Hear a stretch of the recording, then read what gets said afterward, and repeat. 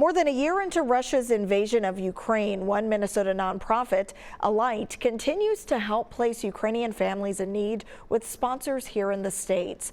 In the last year, Alight has welcomed about 35 families and 35 more on the way. One of those families was the Huliuks. They were paired with the Norlanders, a family from Brooklyn Park. Despite the Norlanders speaking English and the Huliuks speaking Ukrainian, they found a language they both understood, and it's love. We had volunteered for the past few years with Alight for doing various things, translation work and other things. And just before the Ukrainian issue, we were working with the Afghan family resettlement.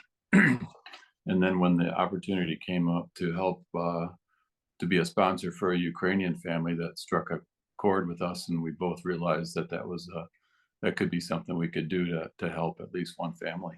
We thought that we'd have 2 months to get ready to find a house, choose a school, get it furnished, and we actually just had 4 days. So we quickly cleaned the upstairs of our house, and then Mark and I moved to the downstairs basement. And then the family moved into the bedrooms upstairs, and we shared our living spaces together. We take turns cooking dinner, and we ate dinner together and helped them through all the process. There was a lot of administration, a lot of administrative tasks they had to do, health visits, social security, etc. We also tried to help them have some fun and to explore Minnesota at the same time. Було важко вирішити, що ми так будемо далеко від України, від сім'ї, але It was a hard decision for us because it was hard to be so far away from home.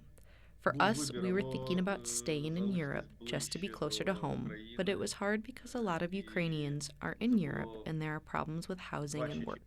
Приїхати сюди в Америку, тому що багато українців, які залишили Україну зараз в Європі, дуже важко з житлом, з роботою і з усім. Тому вирішили приїхати сюди.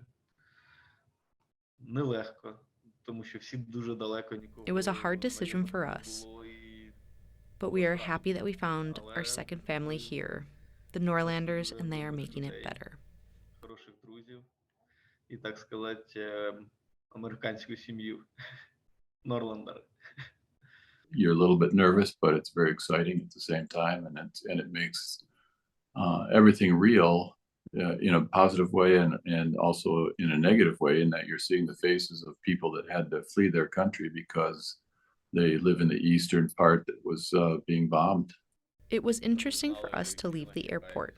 We didn't know what we should expect from landing here and how everything will go after that. But then we met the Norlanders, and it was fine. Our smallest daughter, Anita, when she got off the plane and saw Mark, he was playing with her already.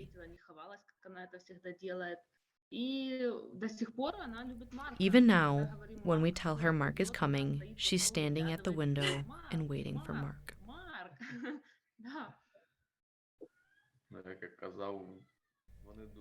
Mark and Sharon did everything so we would feel ourselves and comfortable. And it's not just Mark and Sharon. They are a huge family, and everybody was willing to help us.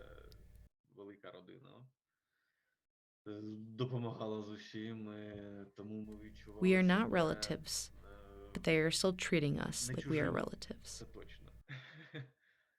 I think we were just trying to create a sense of normalcy, that that they could realize that they are safe here, and that this temporary home for them is someplace where they could feel welcomed and accepted and loved. And when you live together with somebody and you're having coffee every morning in your pajamas, you get to know each other pretty quickly. Vadim, the husband, quickly learned what grilling and chilling was before meals, and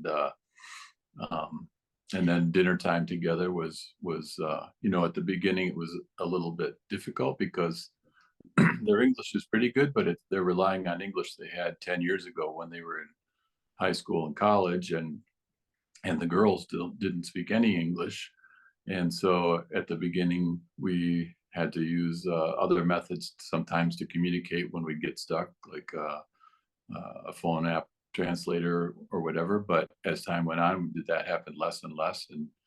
And also, you know, when you're having dinner with a 2-year-old, when you're doing anything with a 2-year-old, there's always entertainment and fun. So that was those were enjoyable memories for us. We're empty nesters, and it was really nice to have our house so full.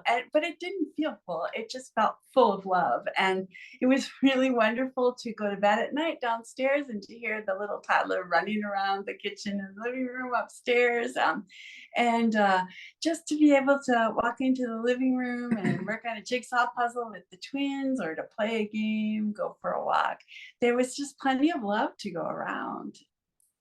Realize that it is gonna disrupt your life, and there are sacrifices involved, but the disruption is gonna be one of the most wonderful disruptions you've ever had.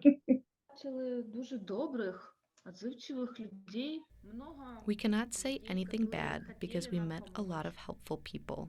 They were always asking how they can help us. They found us clothing and they helped us and even asked us if we needed anything. необходимых вещей, которые нам необходимо, да? Только какую-то Час покаже. Поки що Time will show.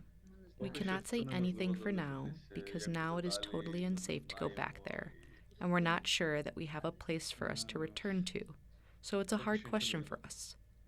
На We'll жаль, see. нічого не відомо і не знаю. Це важке питання. What makes the war in Ukraine unique is that, you know, this is not a natural disaster that had to happen. It was by human choice that this had to happen. It was completely avoidable. And now you have these people that are in horrible situations that had to leave their homes and their jobs. We can't help everybody, but we can help someone. And so we feel a sense of, you know, like we're doing something helpful to this one family that's now safe. Keep watching CBS News Minnesota for continuing coverage.